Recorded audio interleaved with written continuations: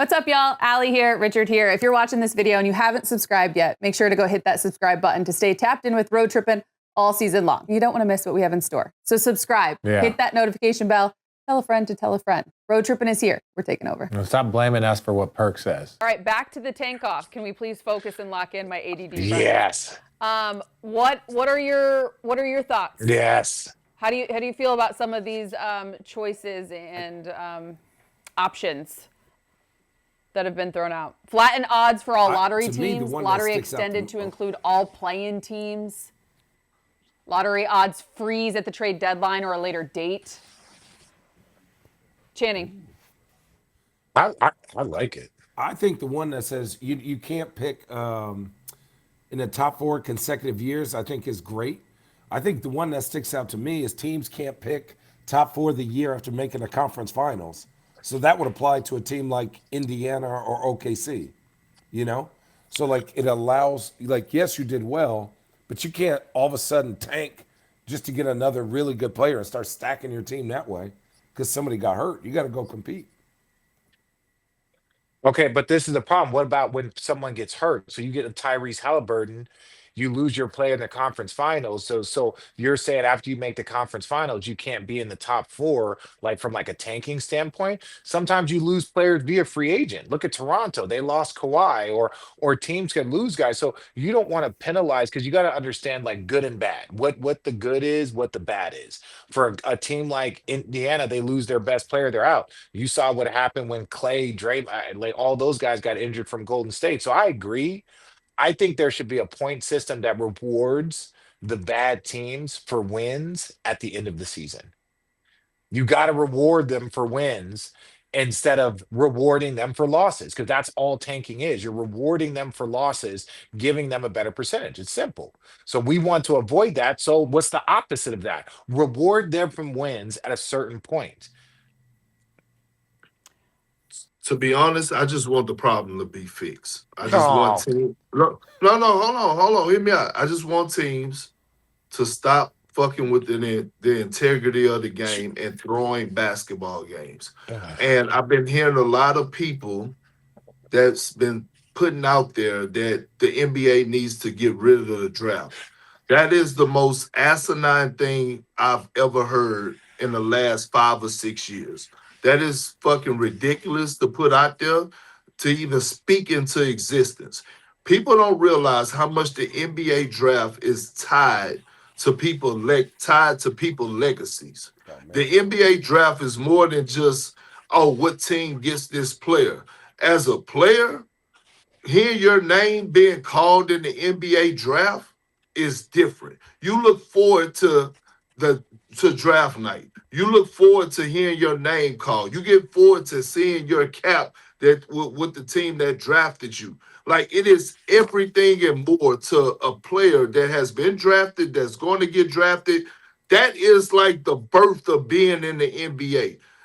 I hope and pray that Adam Silver goes tone deaf to those fucking people that are out there trying to persuade the world and the NBA to get rid of the draft.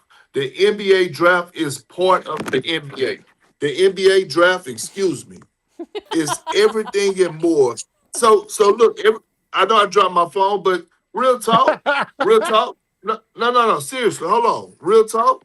Let me ask y'all a question. Shannon, do you remember everything about your draft night? How special was that moment? It was the best. It was surreal. It was, one of those things where like you see it envisioned in your head, but then when you get the opportunity to be there, you see these guys you competed against, and when you walk on stage, and we had David Stern at the time, it was like, holy crap, I'm here. And then for me to get drafted to New York was even crazier. And then my family's from New York, so I had 75 people there. So it was one of the best days of my life. RJ? No, look, first of all, we can't address stupid people. So whoever stupid people are that are suggesting this, it's hard to address them.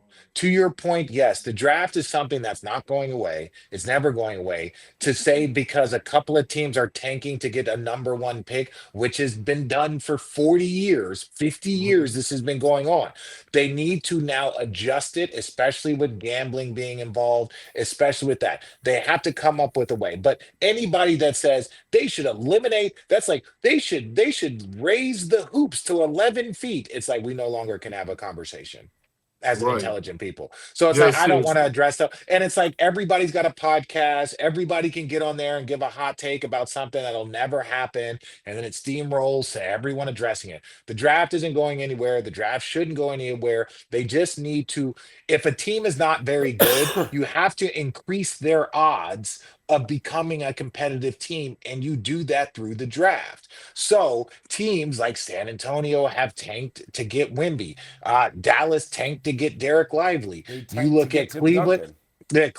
San Antonio tanked to get Tim Duncan. Cleveland tanked to get LeBron James. These are things that have gone on. They just need to change the formula. They changed it a few years ago. So now the bottom three teams have an equal percentage. So it was like, hey, you don't have to fight to be the worst. If you're bottom three, you have the same percentage. But even now, you still have to structure it because you have top five protected, top 10 protected. So teams that are in a tough spot, they're like, well, we got to make sure that we got to get to bottom five because if we're six, we lose our pick. So a lot of these have to do with the teams that are trading a certain protection. If you're top three protected, that means that if you get one of those three picks, then you get to keep your pick from another team.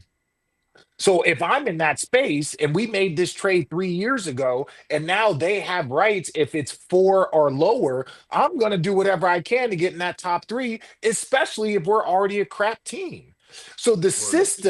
the system has created this problem, not as much as it is like the teams, the this. It's a system. If this is the system that's able to get things done, that's the system. So you have to change the system. Mark Cuban, guys, friend of the show, who's been on Road Trippin, said on X that the NBA might as well just embrace the tanking so that teams don't have to lie to their fans about why players are sitting out. He says due to fines like the Jazz and Pacers received last week, the NBA puts teams into positions where, quote, if you don't lie to your fans about what you are doing, even though it's obvious to them, you get fined.